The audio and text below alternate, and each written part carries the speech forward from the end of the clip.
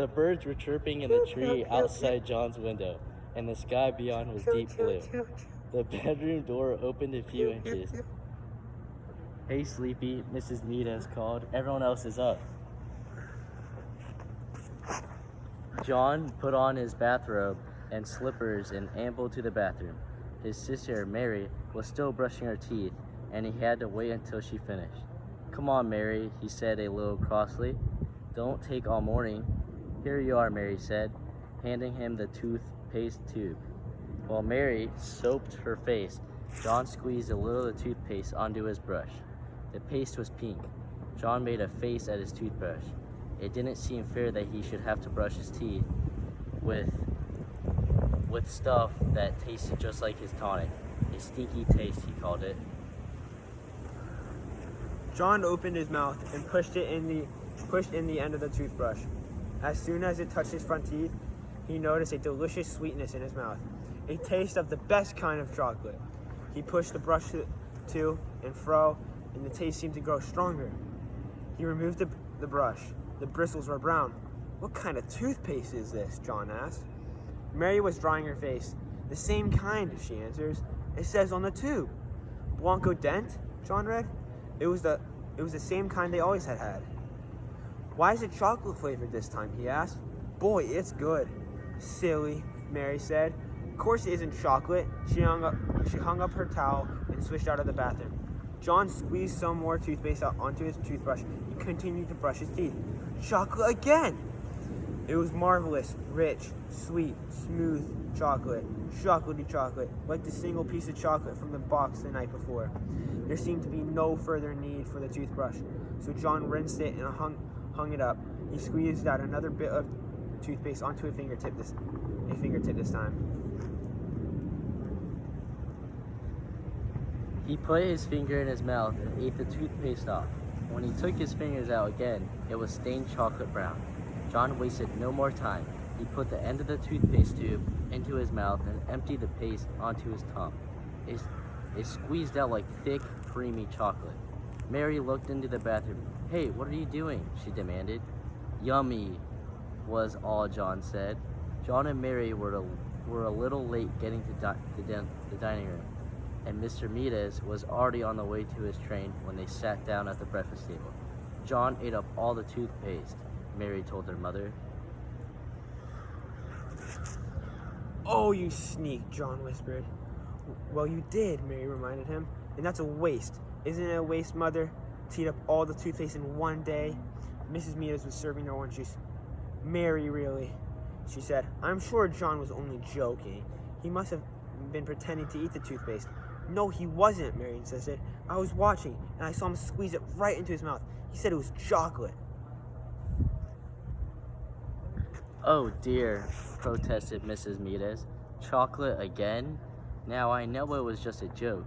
He just wished it were chocolate, Mary. Come now, drink up your orange juice, both of you. Your bacon and eggs will be ready in a minute."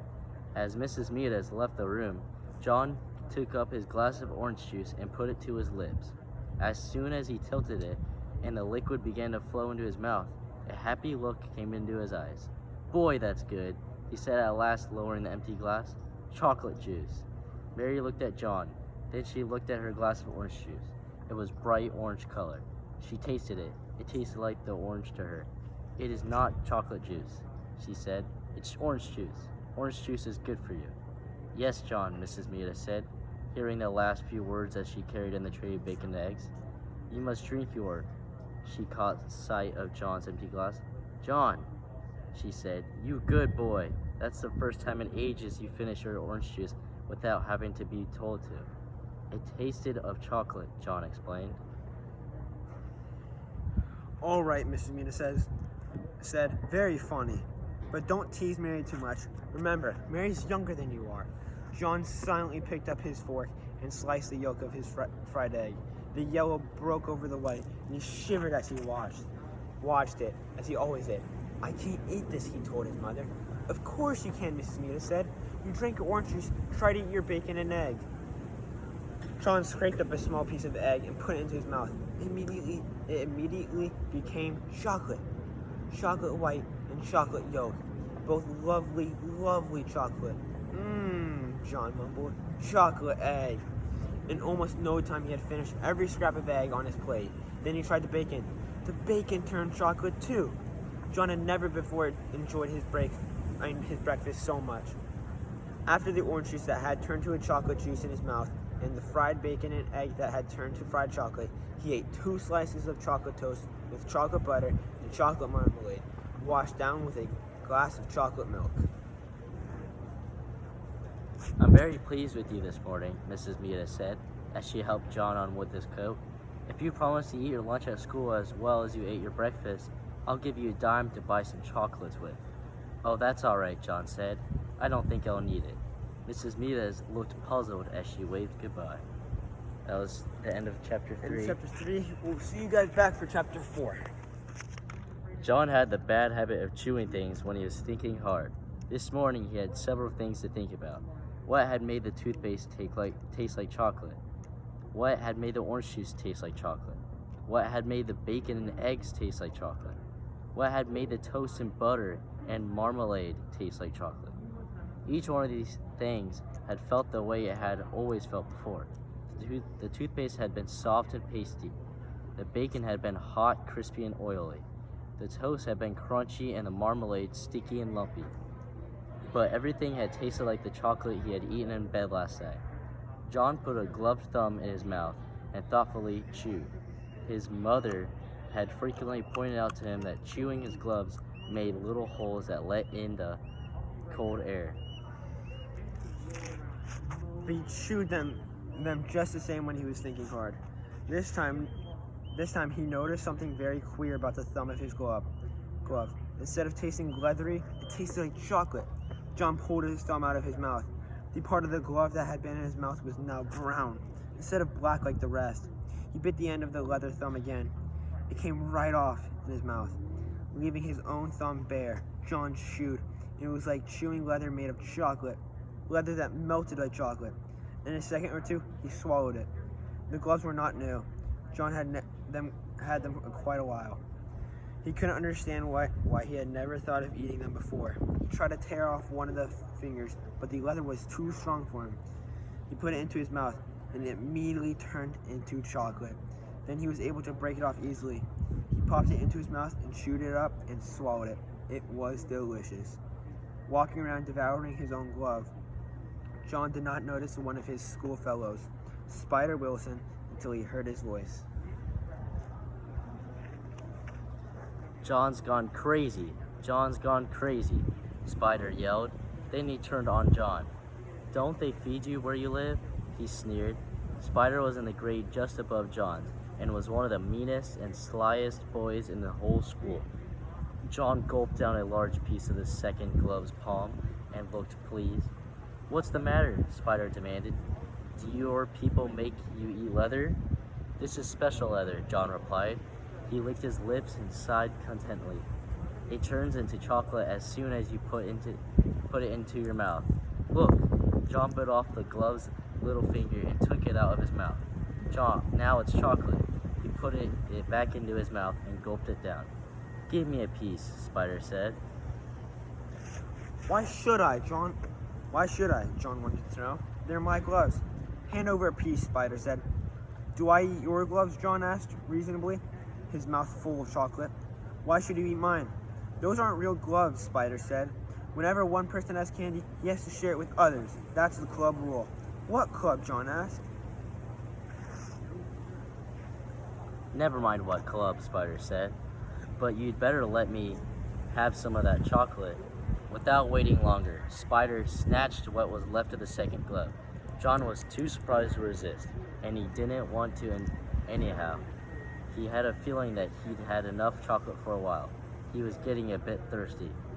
Spider ran only a little way ahead.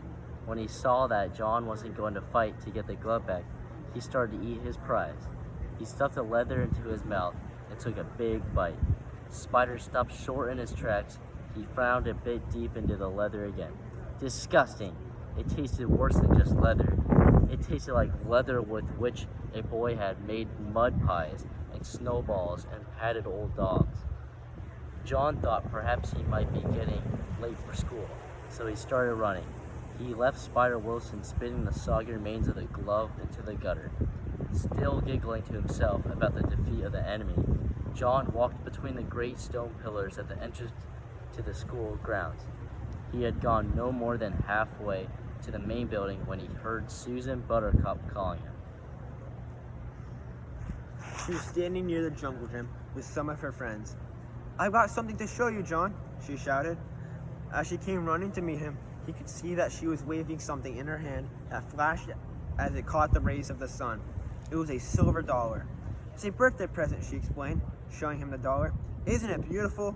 The sight of such wealth made John forget the triumphs of his own day. "It's a good present," he said. "Are you sure it's made of silver, though?